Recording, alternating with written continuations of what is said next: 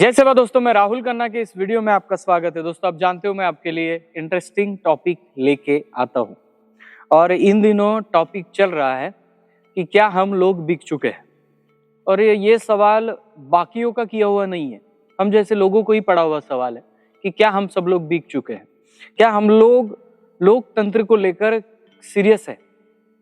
क्या हमारा समुदाय लोकतंत्र को लेकर, अपनी आजादी को लेकर, अपने हक और कर्तव्यों को लेकर सीरियस है?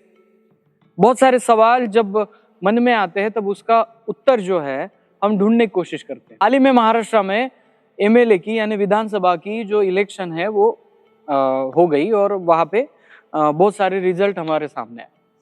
मैं रिजल्ट की बात नहीं करता क्योंकि वो लोगों का नजरिया है कि वो किसको चुन के देते हैं, लेकिन मैं मेरे समाज के बारे में बात करूंगा तो ये समझ में आया है। मैं जितने भी क्षेत्र यहाँ पे घूम चुका हूँ, जितने भी क्षेत्रों के एरिया के लोगों से बात किया है, तब ये समझ में आ चुका है कि हम बिक चुके हैं। एक्चुअली गलत नहीं समझो, एक्चुअली ये वीडियो जो है ये बनाने का पर्पज इसके लिए है कि समझ में आए कि हम लोगों को करना क्या है। इसके लिए नहीं है कि राहुल खन्ना के आ गया और कुछ बता रहा है और उसका गलत अर्थ निकालो। मैं इसलिए इस वर्ड को यूज कर रहा हूँ, हम बिक चुके हैं, क्योंकि हम लोगों ने राजनीति को सही से समझा ही नहीं। इलेक्शन आता है तब बाकी लोगों को ना अपॉर्चुनिटी लगती है, लेकिन बहुत सारे लोगों को ये लगता है कि हाँ पैसा खाने को मिलेगा और इसलिए हम अभी इस इलेक्शन में आएंगे। पैसा खाने के लिए, चाहे वो अपना आदमी हो नहीं हो, उसकी विचारधारा क्या है ये ना देखते हुए उसके पीछे चले जाएंगे, उसका झंडा पकड़ेंगे। 10-12 दिन एंजॉय होगा, वो पिलाएगा खिलाएगा, होटलों में बैठाएगा, आपको वीआईपी जैसा रखेगा। वो एक दिन पहले आपके रात में घर को दस्तक देगा और कहेगा 500 रुपए पर हेड है, तो आपके घर में कितने लोग हैं आपको बताने में शर्म नहीं आएगी, और हम बताएंगे हमारे घर में 5 लोग हैं। फिर वो 2500 रुपए दे के जाएगा और वो 2500 को देखते हुए हम लोग आन फान कुछ ना सोचते हुए हम लोग वोटिंग करेंगे। वोटिंग होने के बाद जैसे रिजल्ट आता है वो आदमी सत्ता में आएगा और आदमी ये सोचेगा कि मैंने करोड़ों रुपए को वोटों के लिए बांट दिया है गाँव गाँव में, लोगों को शराब पिलाई है, लोगों को खाना खिलाया है। ये पैसा निकलेगा कहाँ से? तो ये पैसा निकलेगा आपके पैसे से। फिर आप हर चीज में वहां पे टैक्स दोगे, वो पैसा गवर्नमेंट को जाएगा। उस गवर्नमेंट से ये बंदा कोई स्कीम लेके आएगा, उस स्कीम में से 70% खाएगा और 30% आपको फेंक के मारेगा।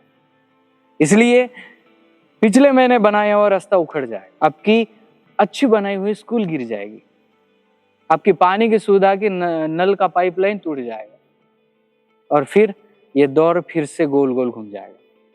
क्यों इसलिए कह रहा हूं? क्योंकि मैंने देखा है बिकता हुआ महाराष्ट्र, मैंने अपने आंखों से देखा है। अगर उस बंदे को जाके पूछेंगे आप कि क्या आपने पैसे लेके वोटिंग किया है, नहीं बताएगा, वो ना ही करेगा, क्योंकि ये पैसे लेके वोटिंग करने शर्म लायक बात है, तो नहीं मानेंगे कोई। लेकिन एक्चुअली हुआ है। इसका प्रूफ हम भले ही दे ना सके, लेकिन सबको पता है कि एक्चुअली ऐसा ही होता है।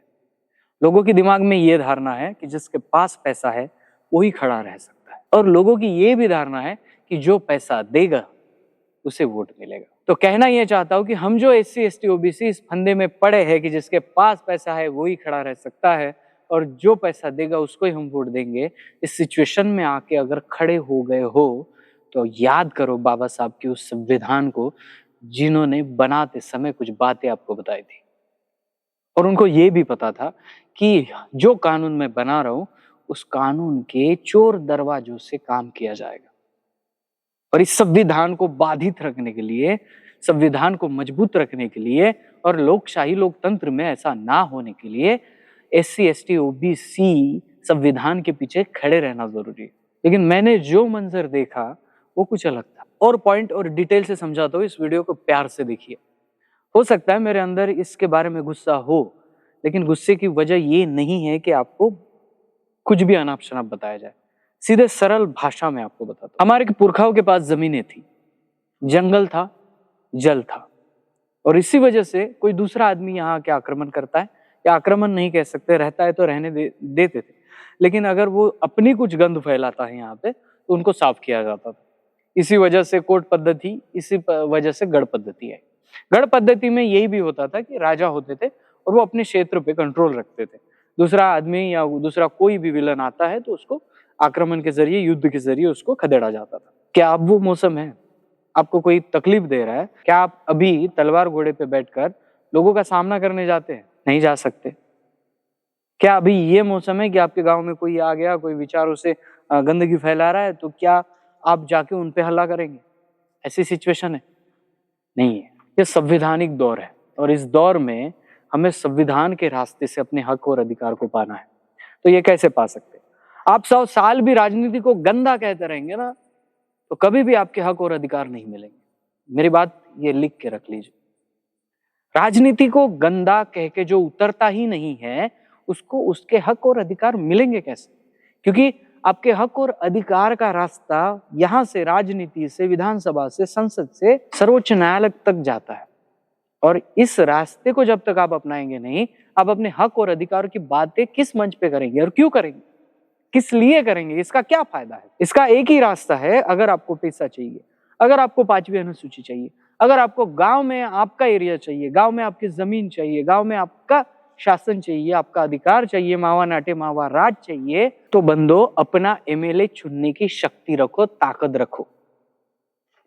जो आपका चुन के जाएगा तो आपके सवालों पे गौर करेगा। जिस बंदे ने आपके यहाँ पैसे दिए हैं, 2-2.5 हजार रुपए तो आपने ऐसे उड़ा दिए होंगे, क्योंकि सवाल तो ये है, आप शहर में मटन लेने जाएंगे, चिकन मटन गोश्त, वो भी 600-700 का आता है किलो, और आप खुद को बेच दिए हैं 500 रुपए में। क्या उस मटन के एक टाइम के सब्जी की कीमत से भी कम कीमत है आपकी? अगर नहीं है तो सोचिए कि हम लोगों ने क्या किया है। उदाहरण के तौर पर बात बताता हूँ, हर एरिया में आप अगर महाराष्ट्र के विदर्भा की बात करेंगे तो नागपुर, यवतमाल, वर्धा, चंद्रपुर, गढ़चिरौली, इस सभी एरिया में ट्राइबल्स बहुत बड़ी तादाद में है। अगर वो चाहेंगे तो अपने एरिया में अपना एमएलए लेकर आएंगे। लेकिन ऐसा क्यों हुआ? आधे हमारे इस पार्टी में है, आधे हमारे उस पार्टी में, आधे हमारे तीसरे ही पार्टी में है, आधे तो ये चाहते हैं कि किसी को भी नहीं देंगे, और जो थोड़े बहुत बचे हैं वो अपने पार्टी। मैं किसी पार्टी को अपनी और किसी पार्टी को पराई नहीं कह रहा हूं। मैं ये कह रहा हूं कि अगर आपका बंदा आपके सवाल को लेकर खड़ा हुआ है तो आपको सपोर्ट करने में क्या जा रहा है? आपको पता है, ये रिजल्ट लगने के बाद ना एक चर्चा और होती है। जो जीतता है उसकी तो चर्चा होगी, कॉमन सी बात। लेकिन एक चर्चा और होती है, वो ये होती है कि किस बंदे ने टफ किया।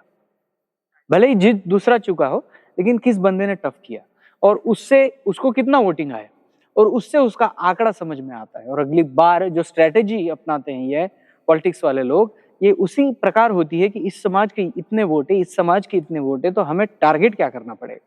आपको पता है आपका बंदा नहीं आएगा, आपने खड़ा कर दिया, लेकिन उसके पीछे खड़े तो रहो यार। उदाहरण के तौर पर मेरे क्षेत्र में हमारे समाज के उम्मीदवार थे, और ऑब्वियसली हम उनको ही सपोर्ट कर रहे थे सब लोग।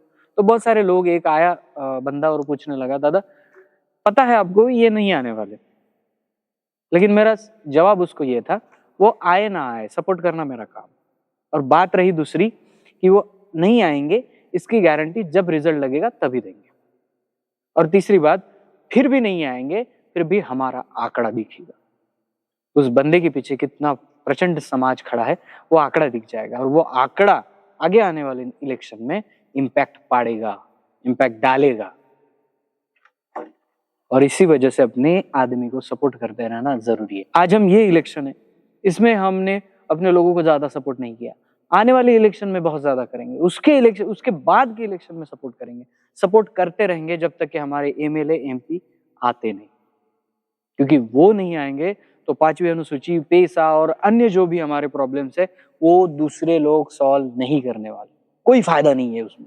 दोस्तों, इस वीडियो से मैं आप सभी को एक ही बताना चाहता हूँ, चाहे छत्तीसगढ़ हो, महाराष्ट्र हो, बिहार हो, पटना हो, झारखंड हो, कहीं पे भी हो, जहां पे आप सगा रहते हैं, एक बात ध्यान रखिए, जब तक कि हम इस फूट में पड़े रहेंगे, गोंड से प्रधान अलग है, प्रधान से गोंड अलग है, वो थोटी अलग है, वो माड़िया अलग है, भील में जाएंगे तो वहां पे भील और मीना अलग है, ये तो तुम अलग हो मैं अलग हूँ, ये वाली बातें जब तक चलेगी ना, ये लोग ऐसे ही हमारे इसमें रोटियां सेकते रहेंगे। तो इसका मेन उद्देश्य ये है मेरे वीडियो का कि आप सब भले ही विचारधारा से अलग अलग हो, आप लोगों ने अलग अलग संगठनाएं बनाई है, आप काम भी कर रहे हैं, लेकिन जब भी पॉलिटिक्स मुद्दा आता है, जब भी इलेक्शन का मुद्दा आता है, अपने आदमी को सपोर्ट करने का मुद्दा आता है, सब लोग एक जगह पे हो जाओ और एक ही आदमी को टारगेट करके उसको वोटिंग करो, ताकि वो चुन के आ सके। लेकिन अगर हम ऐसे ही करते रहेंगे, अलग अलग संगठनों से काम करेंगे, उसके कार्यक्रम में ये नहीं जाएगा, इसके कार्यक्रम में ये नहीं जाएगा, आदिवासी में तो बहुत सारे नाम है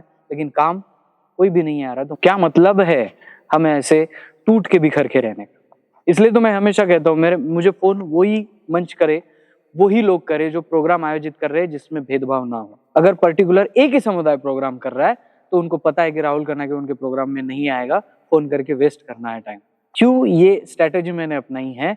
क्योंकि आगे चलकर अपने समाज के सभी घटकों को जोड़ना है, यहाँ तोड़ना नहीं है। देखिए दोस्तों, हो सकता है वीडियो लंबा हो रहा हो, लेकिन जो दिल से बात निकल रही है ना, वो आपको बताए बिना मेरा भी दिल शांत नहीं होगा। और वो ये बात है कि भेदभाव छोड़ो और पॉलिटिक्स को भी अपने खेल तंत्र की जैसे देखो। जो बंदा सामने आ रहा है, आपके काम कर सकता है, उस बंदे को सपोर्ट करो और एकजुट हो जाओ। क्योंकि ये वो तो जमाना नहीं है जब घोड़े पे बैठ लिए, हाथ में तलवार लिए और आपकी प्रॉब्लम सॉल्व हो गई। ये वो भी जमाना नहीं है जब आप आदेश देते थे, हुक्म देते थे और सरकार गिर जाती थी। ये वो जमाना है जहाँ पे अपने हक अधिकार की लड़ाई को अपने लोगों के साथ ही लड़ना है।